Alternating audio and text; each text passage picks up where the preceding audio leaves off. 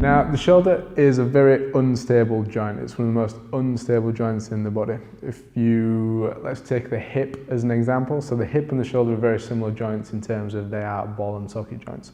So in the hip, you've got the head of the femur, and that sits in a big socket in the hip, and that's what keeps it in place. The shoulder, however, instead of having this big clamp around it like it does with the hip, instead, you've got the head of the humerus, and the glenoid fossa is essentially just that little tiny bit there. So there's much less surface area grabbing onto it, and that makes it much more stable. The benefits of that and why it's like that is because we have such a big variety of movement in the shoulder itself. So to start with, the shoulder is a very unstable joint, and that's one of the reasons why it's very common to get shoulder pain. Now, the best way to get rid of shoulder pain is to get it diagnosed by a professional, and they will tell you what the problem is and then the best way to fix that problem. But we can't do that right now, so what we are going to do is give you one thing that is very common in terms of why the shoulder starts hurting, and this helps in 90% of the cases that we see that people have shoulder pain that needs getting rid of. Now, because we can't diagnose you specifically, what we are going to show you is the most likely thing that will help your shoulder pain, or the thing that contributes to most reasons why we get shoulder pain in the first place. However, there is one condition called anterior capsular laxity, which is essentially around the shoulder you have a capsule. So here you've got the head of the humerus, you've got the fossa here, and then surrounding or going from the glenoid fossa to the head of the humerus, you have what's called a joint capsule, and that essentially seals around it. Now, anterior capsular laxity is if this is the front of the shoulder, what that is when the shoulder comes back into this position, the capsule here gets stretched. Now, because the capsule isn't a muscle, it's more of a tendon sort of fibrosity. Once it gets stretched, it can't come back to normal. It's stretched forever. So if you hurt your shoulder in this position, you want to be very careful about doing what we're about to show you. Now, during all the years that we've been helping people get out of shoulder pain, we've found that 90% of the time it comes down to this one thing, and that is the position of the shoulder and where that is in relation to the rib cage, the shoulder blade, and the clavicle. Now, one of the most common positions for the shoulder to be in is what's called an upper cross syndrome.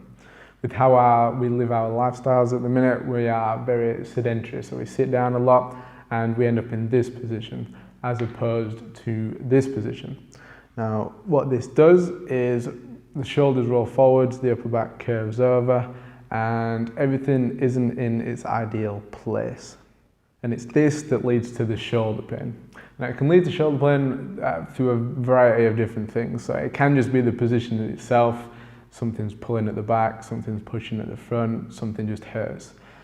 A very common one is what's called thoracic outlet syndrome. What that is because the shoulders are forward, everything moves forward, and you have a nerve that goes through the neck here, through two scalene muscles. What happens is when the head pushes forward and when the shoulders push forward, the gap that nerve goes through in those muscles gets smaller and starts pinching that nerve. And rather than having the pain then up here, what that does is because it's a nerve, it refers the pain all the way down the back of the arm and usually into the smallest two fingers. That pain in those two fingers is coming from the position of the shoulder and the position of the head. And what we're going to show you can help alleviate the symptoms immediately from thoracic outlet syndrome. It won't ensure that the pain won't ever come back. You'll have to see someone and get that position of the shoulder corrected more permanently, but it will alleviate the symptoms straight away.